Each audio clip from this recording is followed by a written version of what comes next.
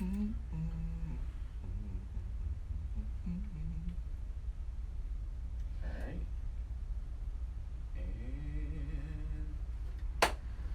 y'all for tuning in to You're Safe Here, another episode, and a very important episode, but I would like to introduce y'all to our guests. Okay, well, I guess I'm first. I am Adriana Sequel. I am a podcaster and blogger. My blog is authenticallyasb.com, and I am host of Strong Friend Check-In, a mental health and wellness podcast. And that's pretty much it for me, I guess. My name is Alicia Teague, but I go by Allie. I am a licensed mental health counselor, and I work with adults who live with borderline personality disorder, trauma, addiction, substance abuse.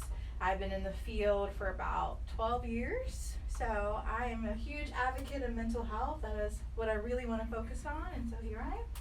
All right, now I thank y'all for coming in on this particular episode, because this one is very important. It comes off the basis of the last song of the EP, which is self-titled You're Safe Here, and the whole point of just that in itself is the safety of someone feeling to open up to love, mentally, physically, all that, not only within their relationship with their partner, but within themselves.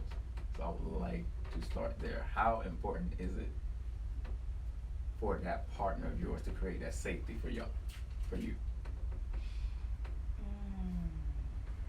Well, I'll let you go first. Yeah, because in pre-production she was like, "You gotta define."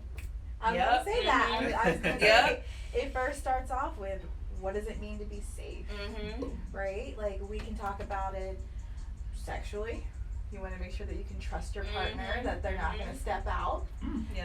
We can talk about physically, are you in a domestic violence situation? And we can talk about emotionally and mentally. Some people would say feeling safe emotionally or mentally means that you're internally relaxed. When you're with that person, you get to be your complete self. And for some, it could be spiritually. So it also depends. Oh yeah, that's a good one. That is a good one. On like what you mean by safety. But to me, regardless of any variation, it is 1,000%, not just 100, 1,000% important that you feel safe within your relationship with someone. Yeah. I hear that's 1,000%. 1,000%. I definitely agree with that, and I also agree with Allie about kind of like defining your terms. Like, what does safety mean to you? I think as far as in relationships, and I think even beyond romantic, familial or platonic, I think it's important to trust somebody with your feelings. I think being able to trust somebody with my feelings, knowing that if I come to them and I tell them something, that I'm going to be heard. Being heard and understood is very important to me in a relationship. And then, of course, thinking about, romantic relationships, physical safety is extremely important to me, because I have been in a relationship where I wasn't physically safe. Yeah. I don't mind sharing that, but yeah, so that's very important to me. And just making sure that, like you said before, that I'm comfortable with that person, kind of in I guess all aspects that are important to me. Being comfortable is number one. Absolutely number one. And do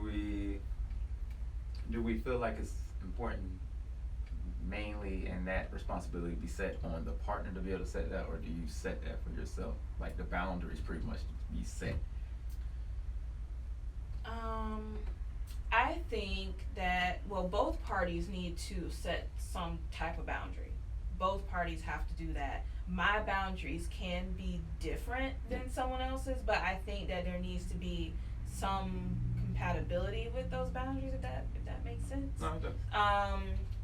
But yeah, I think I wouldn't really put that on someone else. How can I say this? It's important that your partner is making you feel safe, but at the same time, how do I want to say this? It's not their responsibility. Yeah, it's not their responsibility. Now I'm always really cautious when I say that because someone can hear that and like take it the wrong way. Like, it's not their responsibility. What do you mean? But at the end of the day, we are responsible for ourselves first and foremost. Yes. I do think that if you're in a relationship with somebody and you claim to love this person, that you would want to make sure that the environment, the relationship is safe for all parties involved. But at the end of the day, it is not necessarily the other person's responsibility. I hope that makes sense. It does. I would definitely agree too, because like I feel that it's important for you to feel safe with your partner, and your partner should want you to feel safe and support you, and there should be an understanding about it, but it's not their job.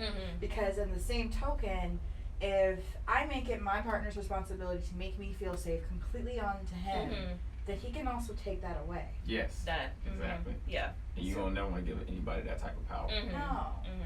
And so it should be you and your partner like having an equal understanding of this is my boundaries, this is what I'm willing to not accept, because if you don't set those boundaries in the beginning, you're going to pay for it throughout that relationship in the end. Yeah. And most of that leads into pretty much the other half is like how important is it for you to actually feel safe within yourself, to create that safe haven, that comfortable feeling within yourself. That way you can allow this whatever is happening to actually happen instead of being guarded. I'm going back to what Ali said, 1,000%. 1,000%. You know, if we're talking about being comfortable enough to accept love and to allow yourself to love, right? That's something that, to be honest, I am not 100%. I'm talking about 1,000%. I ain't at 100% comfortable with doing yet. And that has more to do with my fear of other people and their actions than it does with, you know, myself and me wanting to love. I think that for me, that desire is there. I think that it is something that I would like to explore a lot further. And there are a lot of terms and a lot of things that we think about when we're in relationships, you know, like what does, you know, safety in a relationship look like to me? What does compatibility look like? You know, what do those boundaries look like? So there's a lot of things that I still have to define within myself, but the desire to want to share myself and my being and my life with somebody else is there. But I think you have to be comfortable enough with yourself, meaning I feel like you need to love yourself well enough first to know what it is that you need so that that can be shared with somebody else.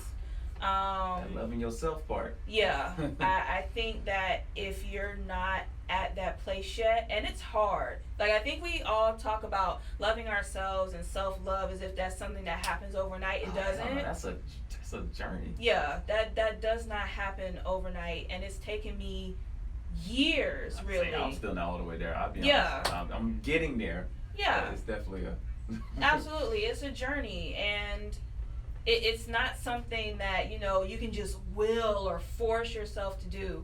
It's something that, you know, you have to maybe overcome some traumas, or you have to, you know, end some cycles in your life. But I think that loving yourself has to happen first and foremost, and that's how you become safe internally.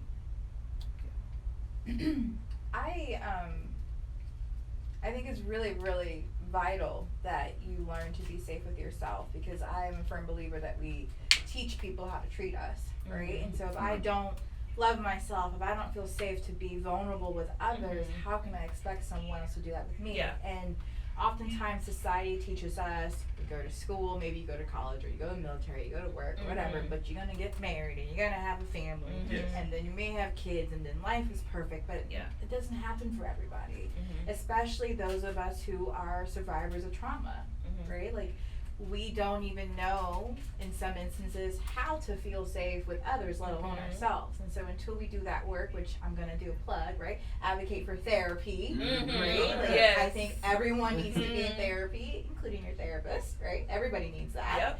Needs that unbiased support. So until you learn to travel, like how you said, those traumas, that is really important. Right? And so I do agree that before I can even place expectations on my partner, I need to understand myself.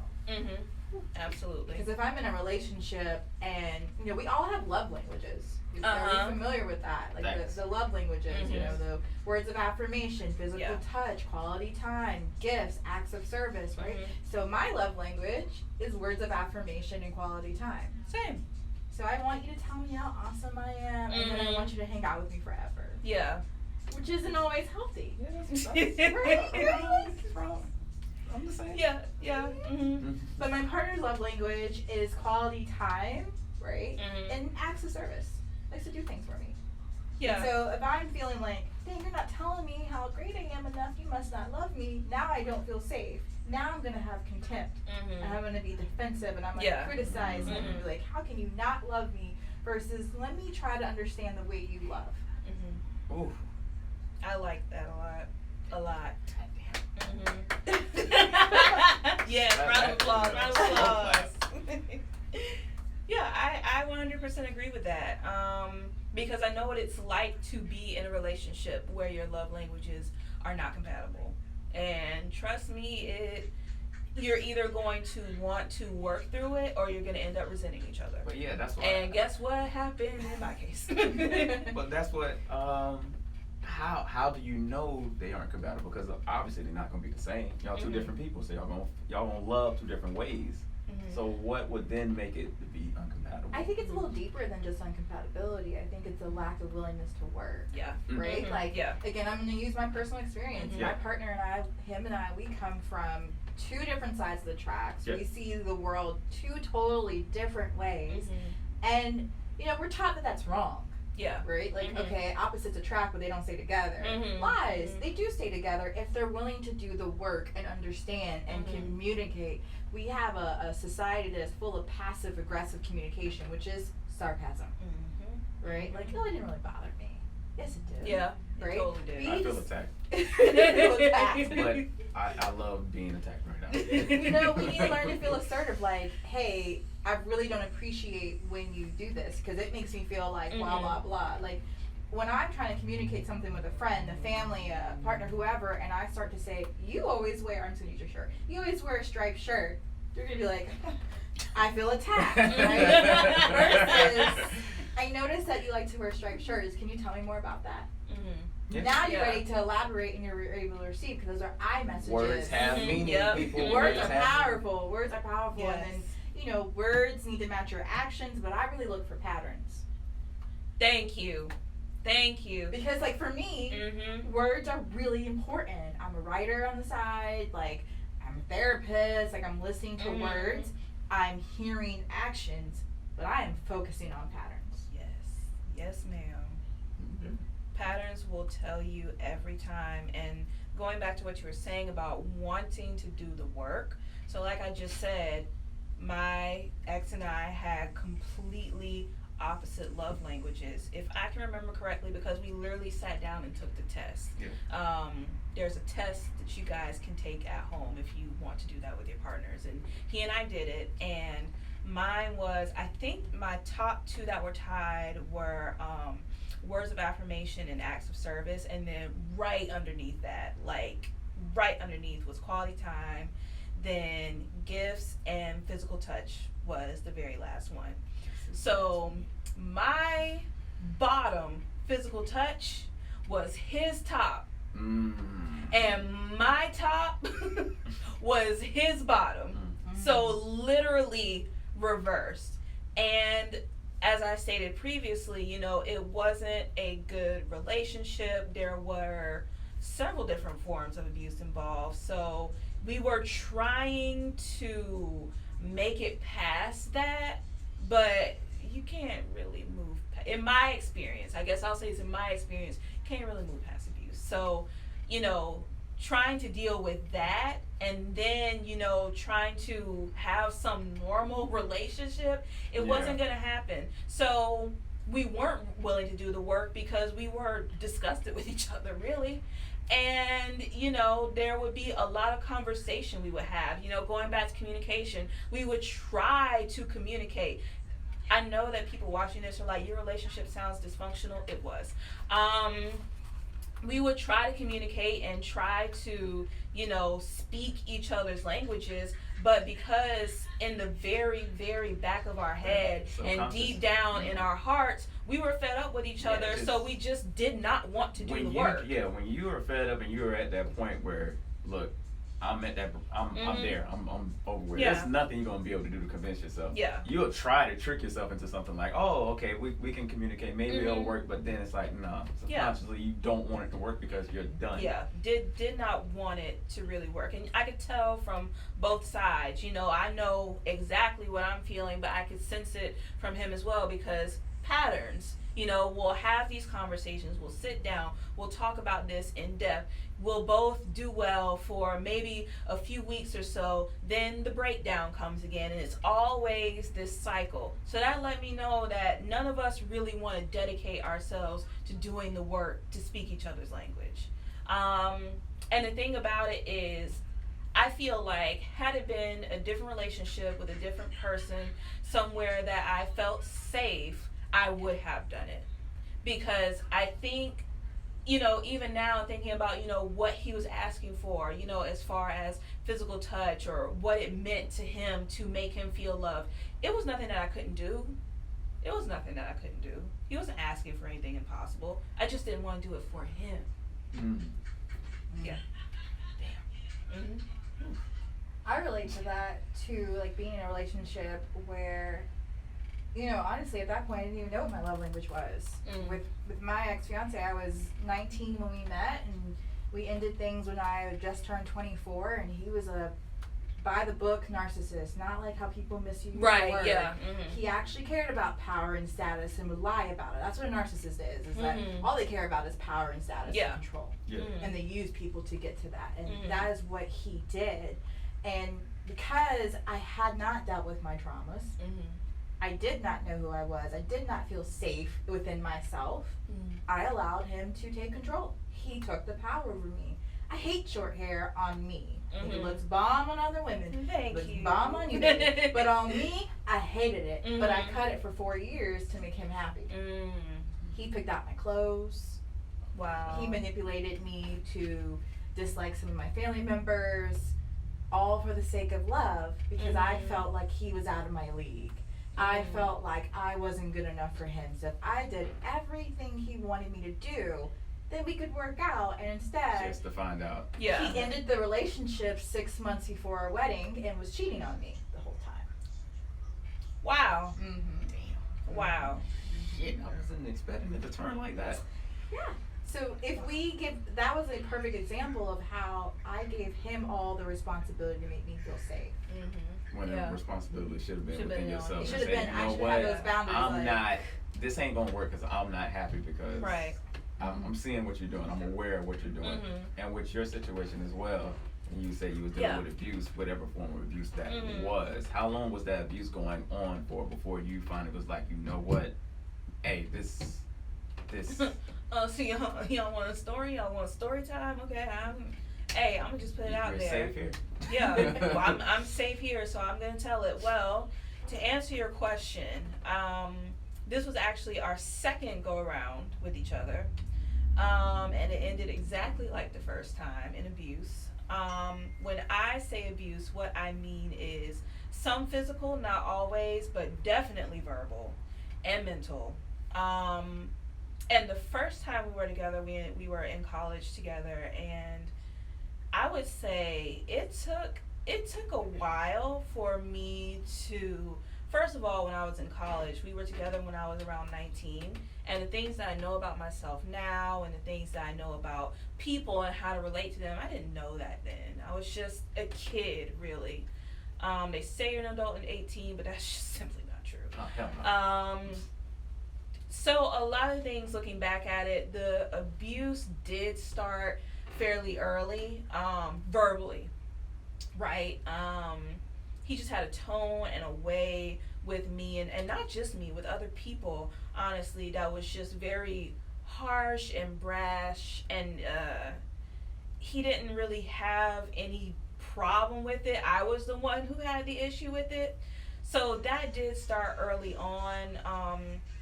our first time being with each other ended physically, and the second time we got together, it was 3 years apart from when we broke up. We hadn't spoken to each other, we hadn't really seen each other, but I just felt in my spirit that I hadn't forgiven him the way that I wanted to. And so we started back communicating because I was looking for closure. I'm going to say this right in the camera. Closure is a myth. You can just leave that alone. That's the same exact Yeah, way closure is definitely a myth because it didn't take us long to jump right back into our foolishness. Yeah. And even from day one, it was just like, we should not be doing this. We should not be here, but there we were because I guess I'll say what did make me feel safe in the relationship, because again, people who are listening are like, this sounds dysfunctional. Why did you go back? Why did you? So I'm going to answer that. Yeah. There were some ways in which I felt safe in the relationship. At that time, I didn't have a good grasp of my own self-worth. So that was number one. So in certain ways, he did make me feel worthy. You know, I had someone who claimed to love me. When things were good, things were really good. When things were good, it was almost like we could have taken over the world. Like there is no, there is no better couple than us. Like, what? Are you kidding me? Nobody else does it like we do. And it hits that. Yeah, but when times are bad, times are real bad. Horrible. So a lot of times, you know, especially with me still being fairly young because we broke up. I'm 28, so that was, I was 26 when we broke up because it was 2 years ago. But you know, in that time, there were certain things about him that I was able to relate to, certain things about me he was able to relate to, certain things about him that I understood that other people just wouldn't, and vice versa. So there were reasons, of course, that we were together, and together for as long as we were, because each period of time we were together was 2 years. The first time was 2 years, second time was 2 years. But yeah, there was just things about each other, and we knew each other just so well. Like, even to this day, I really feel like there's no one on this earth that knows me in the way that he does. But that's not enough. That's not enough, because at the end of the day, whatever safety I felt like was there was a false sense of safety. Yeah. And being able to look at it now and to process that trauma, which is why I'm able to sit here and talk about it and not get emotional. But to be able to process all of that, to, like I said, work on myself, work on my self-worth, my self-love, I've come to realize that, okay, yeah, some parts of this relationship may be cool, some may be fun, but at the end of the day, this was very, very toxic. And it's something that I wish that I hadn't gone through, but now I'm able to, you know, sit here and share with you guys and, you know, be able to see those same red flags if I ever encounter them again. So it was definitely a lesson. Yeah, it's a lesson learned. Sometimes you gotta look at a situation like that, no matter the amount of time that you unfortunately may have wasted that you may see. It's a lesson learned, and if you didn't go through that, you probably wouldn't be the woman that you are now, or just the person in general that you are now, because sometimes you got to go through that and be aware not only of the red flags to see, but just of yourself, to like, okay, yeah, that doesn't work for me, this doesn't work for me, I'm cool with that, I'm comfortable with that, but also these other things, nah, they just don't work for me. And guess what? If I get into a place where now I'm aware of that, I can communicate that because I know how to do that now. Yeah, absolutely. And being able to do that, I now set these boundaries. So it's like, okay, now with these boundaries set, if you cross that line again, I'm strong enough to be able to say, no, it's not gonna work. And just really quick, how we spoke earlier about defining what certain terms mean for us. Like I said, at that time, I would never have been able to sit here and talk about things like I am right now because I didn't have the language for it. I simply did not have the language for it. What is boundary setting when I don't even know what boundaries are? You know what I mean? Like, how am I supposed to set interpersonal boundaries with somebody and just like, what does that mean? What are you saying to me? What are you telling me? What I'm supposed to deal with. Yeah. And I'm just thinking, oh, it's a relationship. This is what all couples go through. Yeah, no, exactly. You don't have to deal with this Yeah. if you're not happy.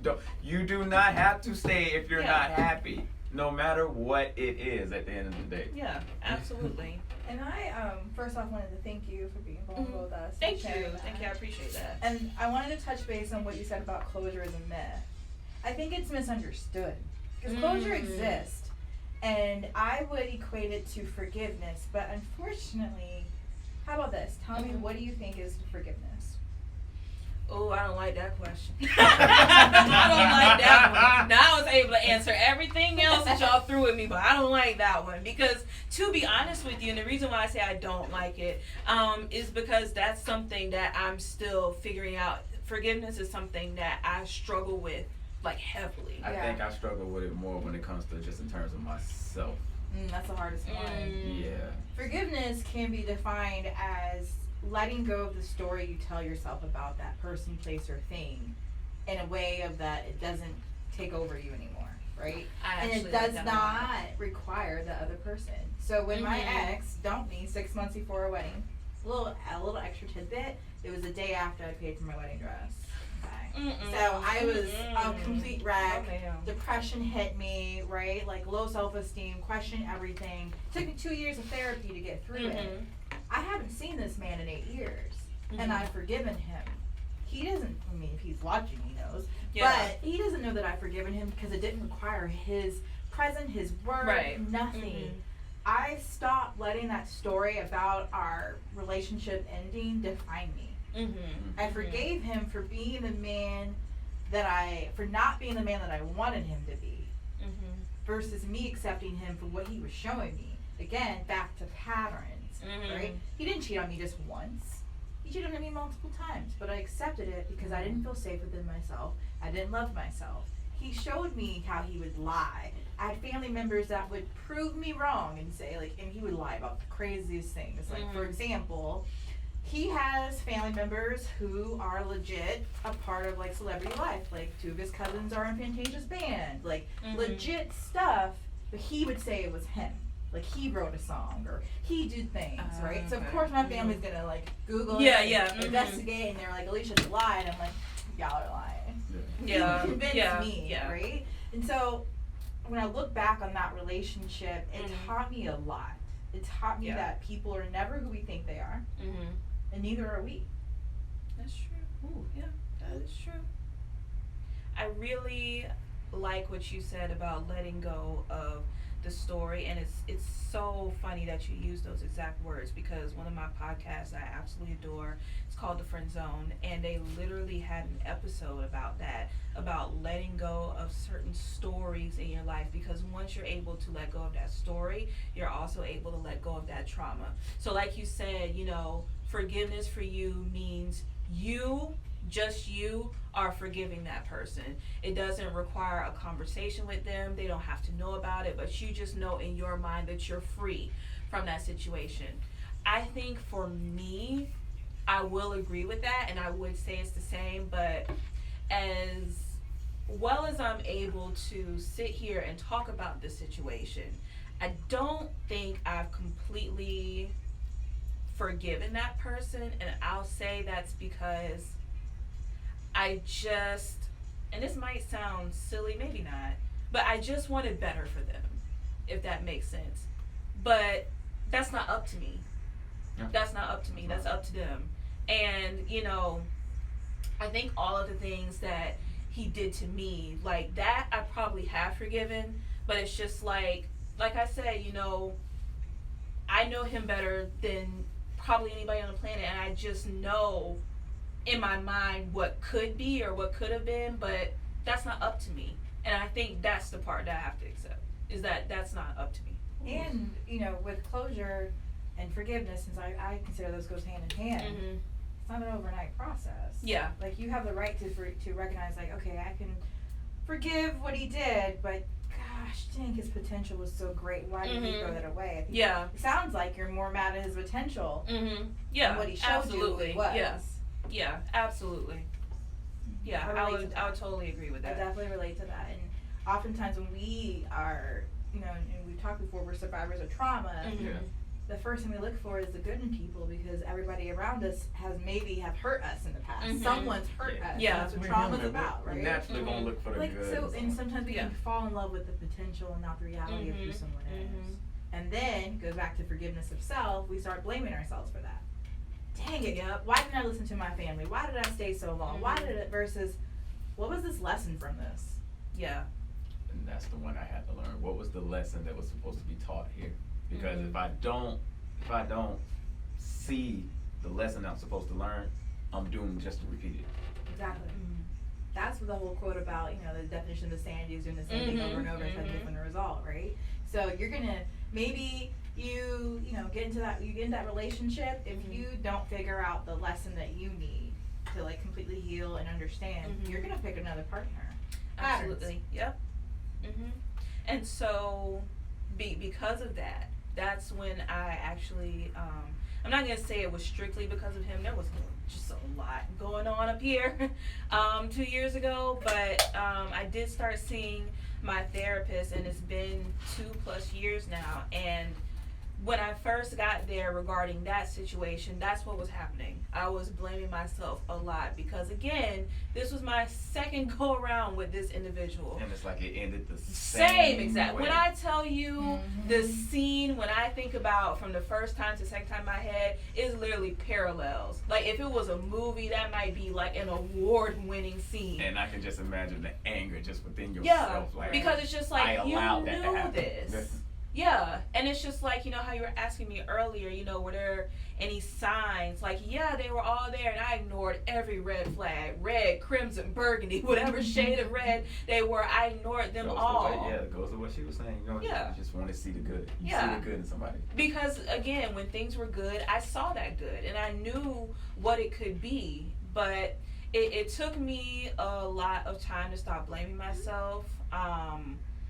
Talking to even friends and family who, knew what happened, everybody was like, you cannot blame yourself. You cannot blame yourself for this, because all you were trying to do was see the good in somebody, and when things happen to you, when trauma happens to you, it's not a result of who you are, right? It's not a result of me. And again, I was dealing with, low self-worth at the time, so now I'm feeling even lower. But, I accept the role that I played in our relationship and things that I have done wrong. But, this trauma, that's his doing. Yeah. That's his doing. These are your actions and how they've had an effect on me. And I'm still, I guess, letting go of that story. Like you said, it's a process, but I will say I've come a long way. Definitely have come a long way, but there's always more to go. Yeah, true. But at least you can acknowledge the steps. Mhm. Like, hey, I know where I was. I can acknowledge at least the little steps that I'm taking. Yeah. Like, before, I allowed this stuff to happen. Mhm. Now I'm aware when it's happening in the beginning stages. Yeah. So now I can just nip it in the bud whenever it does. Mhm. It was a very hard lesson, but a necessary one, a good one. It's like my hero origin story. I don't know, hero or villain, we'll see in the end, but it's my origin story, I feel like. Good villain name for you. Really? It's just my origin I don't know, story. you got the hair. That's how I came to be. Mm-hmm. I don't know. Your lean stands out, and I don't know, you might be toward that villain path, Bang. Maybe. With I the don't mask. When COVID know. happened, Yeah, we ain't got no choice see? but to have the mask. So, See, there they you setting us go. up. Pete, they setting us up. I'm about to shut the city down. But yes, look, I'm loving this conversation because I've always, low-key, after my last relationship, I always wanted to see a therapist, I'll be honest. Mhm. But I know how much that is, we see it better now because of the conversations that we're having Mhm. amongst the internet, but it's still a little frowned upon amongst our people, I would Yeah. say, because we look at it as, what's wrong with you? Why you need therapy? Mhm. Nah, you don't need it. You get over it. It'll be alright. It's kind of what I was taught to grow up with. Mhm. So when you're taught that, you feel like you can just within yourself just solve every problem, and sometimes that's not the case. Yeah. Actually, a lot of times that's not the case. But that's how you create somebody like me, nonchalant, emotions. I always feel like it just don't really matter why you feel this way, why you're acting this way, why you're doing like this, and it's like processing emotions was never my best thing. And you're an Aquarius like me, so that doesn't help. Yeah. Yeah, that does not help. But after my last relationship, it set me on that journey of self-worth and learning and processing that, and learning like, hey, it's okay to voice when you feel a way about something and not just shut down. I mean, our culture teaches us what happens in this house stays in this house, right? So what's your business in the street? If we sweep everything up under the rug, we forget it's still in the house. It's still there. And that rug will be lifted eventually. And there's such a misconception about therapy. Like, as a therapist myself, I am not a problem solver. Yeah. That is not my role. My role is to empower you to trust yourself again. Yeah. However that looks for you is how it looks for you. And I think now, especially with the pandemic, with George Floyd, I'm full, and a lot of my therapist friends are full, and we're still getting, referrals. People are starting to be in their heads. They're starting to try to okay, what's going on? And especially in our culture. Like, I don't know if you've heard of therapy for Black girls, therapy for Black men. Yep. Inclusive therapists. I mean, there's a whole list of directories specifically for us. Because, nothing against white therapists, but they don't understand our culture. There are some things that I would not want to have to explain to you to help you get to relate to me versus girl, yes, different things. And everybody has mental health. Not everybody has mental illness, but everybody has mental health. So why do we take care of our bodies and we take care of our spirits, but we don't take care of our mind? Our brain is the most powerful part of our body. Yeah, I 100% agree with that. The reason why I even started Strong Friend Check-In is because I felt like mental health is a conversation that we are having right now. Yes, that is true. But in some ways, like you said, it's still stigmatized, especially amongst the Black community. So I felt like, as a Black woman, I have no problem being that person who's going to put my mental illness on Jump Street. For those listening or watching who don't know, I was diagnosed with generalized anxiety disorder in 2018. And I don't mind ever saying that. I don't mind telling people that I'm in therapy, because when people look at me and when I share basically my testimony, I am a completely different person than I was 2 years ago. And I truly have therapy and the work that I've been able to do through therapy to, take credit for that. And I think a lot of people, like how we've all been talking about patterns, so many people have encountered patterns in their life, and some people know that. Like, some people know that I keep experiencing the same thing over and over, and they don't know how to stop it. That was one of my issues, is that there were so many things that were just, they kept coming up. It's like lessons that I had to learn that kept coming up, and I did not know how to learn them. Yeah, because the question you keep asking is like, why does this keep happening? Yeah, and I had no idea how to fix it myself, so I was like, I need the help. Like, nobody had to tell me, nobody needed to convince me, nobody was like, well, have you thought of, I knew that I needed to see a therapist. Some other people might require a little bit more convincing, and that's fine. But what I want us, and when I say us, I mean Black folks, to understand is that there is nothing wrong with having an unbiased party hear you out. I think that basically everybody could benefit from having that unbiased party just listening to them. Sometimes friends can't help you. Sometimes family can't help you. Like I said, I couldn't help myself. And that's fine to admit that. It's totally fine to admit that, but getting the help that you need is only going to benefit you. And I understand that, there are certain barriers to therapy. Some people don't have the insurance or can't pay, because I'm not going to lie, therapy is a cute little piece of change. But there's so many different ways and different outlets, you know, like the referral directories that Allie was talking about. I just really want our people especially to find and get the help that they need. Yeah, and look at it as more of as an investment. Yes. Because I done had conversations with, I would say, white people and other cultures, and that, like, to them, this is normal. Therapy is normal for them. Yeah.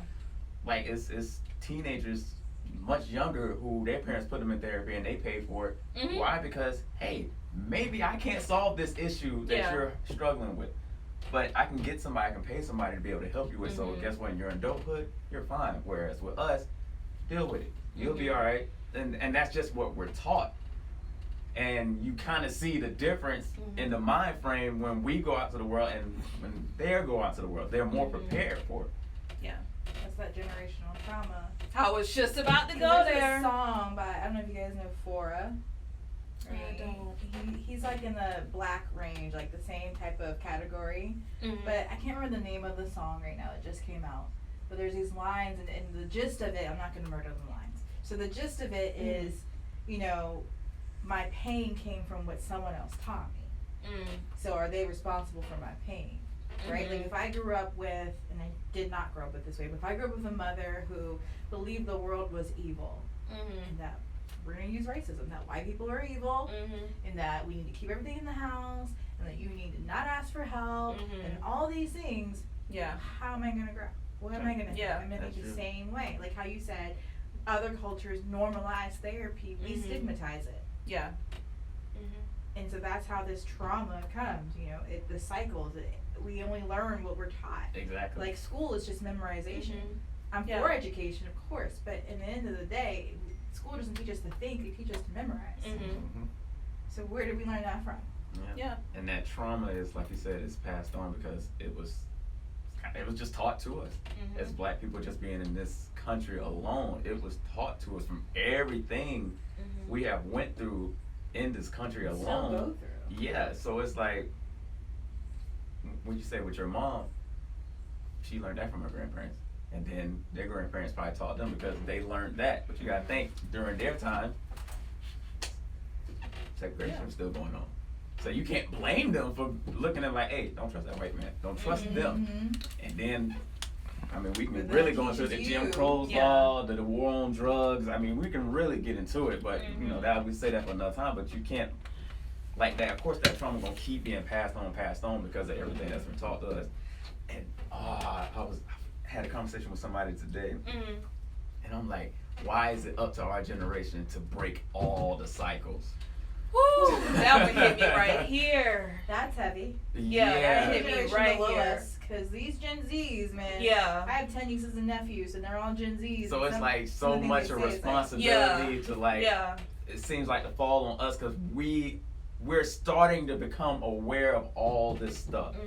But then it places such a heavy burden because it's like we got to break so many cycles. We got to do the destigmatizing and all this. And it's like, and that's a lot to take on as a person and just people in general. So it's like, look, you're not gonna get it all done, not in your lifetime. But what you can do is, like with my son, I can pass that on to him so that for his kids, that way that cycle can end finally and doesn't have to be repeated, instead of just trying to take it all on myself and teach the world, look, I can do the best I can, but like I said, the best way that I can pass it on is through him. I think one of the things that I want Black people who are considering therapy to think about, and like especially if they might be on the fence about it, it's just like, what is the worst that can come from this? Like, what is the worst that can come from me actually trying to get help, right? Now, I'm not saying that every therapist is a good therapist. You need to vet your therapist. You need to definitely make sure that what they're telling you is indeed helping you. You have to make sure that you're comfortable with them, of course, but how could this, impact you negatively? You know what I mean? Yeah. Just like you're saying, the things that you're taught, sometimes we're not able to learn from our parents. Sometimes we're not able to learn from our peers. We're not able to learn from our environment. So that's where this other party comes in and teaches you some things about yourself, about the world around you, that you can form a different perspective with. and then you can use those tools that you're given and pass those on to, like you said, your son or to your family. You know, I've gotten my mom into therapy. You know what I'm saying? That's something that that's a big feat. yeah, Right. yeah, for real. Like that's It would take something me that she hell would probably and high never water have to thought get about. my parents into Yeah. Like, you know, and those things start to rub off on the people around you, and you're able to disperse that information, which is another way that I use my platform, my podcast for, so I can disperse the information that I'm learning, so that it kind of jogs something in other people's memories to where they're like, you know, I get what you're saying, I like what you're saying, I want to learn more, you know, maybe I should look into finding some help. Like, that's what's most important to me. Like, when people come to me and they ask me for referrals to therapists, that makes me so happy. Like, there is no greater joy than that, because it's like, okay, you were listening and you're thinking about acting upon what I'm talking about. But yeah, I just want Black folks to think about, you know, how is this going to negatively impact me? I can only get better. You know, like we said, we're going through trauma in our own lives. Just whatever you and me and you just deal with on a daily basis. That we and then, normalize. right. And then the racial trauma that we deal with, which, okay, I'm going to plug an episode of my podcast. Shameless plug.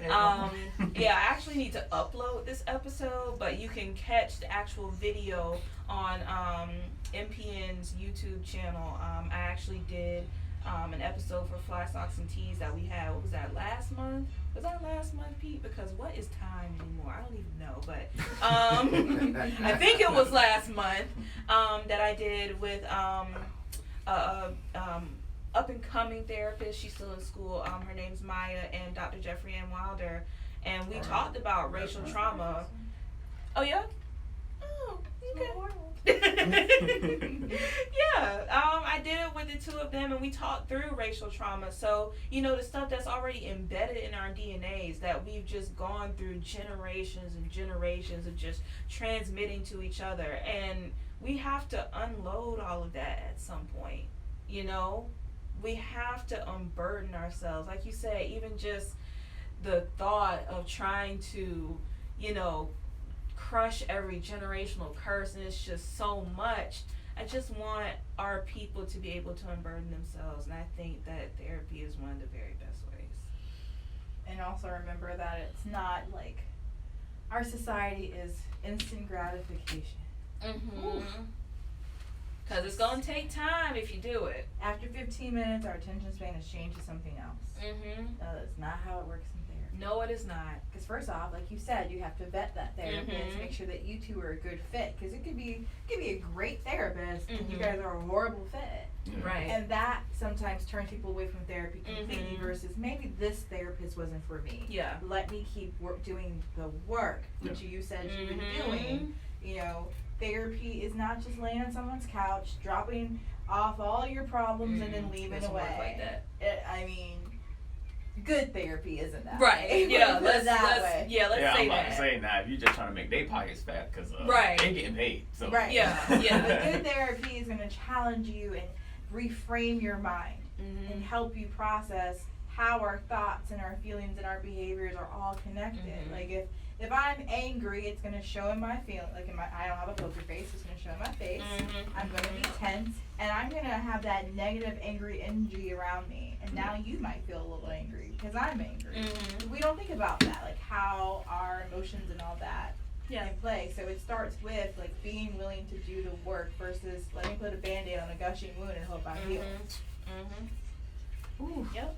All right, with that one, I guess we'll go ahead and end this. Thank y'all for tuning in to You're Safe Here. This is a beautiful episode that was much needed, I think, for all three of us. And for anybody that's listening, be able to go on the website to purchase the digital magazines, the EP, the music that represents the conversations that we are having, which is YOURE safe-here.com. Make sure you go on there. You'll be able to purchase and listen to the music and everything. I also would like for y'all to give y'all ads so people can know where to follow y'all and stuff like that. All right. You can follow my podcast in two places on Instagram. Follow me at Strong Friend Check In. On Twitter, you can find me at Strong Friend Pod. My personal / blog page on Instagram is authentically_ASB, and you can find my blog at authenticallyasb.com. So you can find me on Instagram at Out of the Box Counseling. There you go. Oh, and my podcast is on, it's everywhere, but it's on Buzzsprout, Apple Podcasts, Google Podcasts, SoundCloud, Spotify, and iHeartRadio. So yes, everywhere. Alright, appreciate y'all for tuning in. Thank y'all. See y'all again.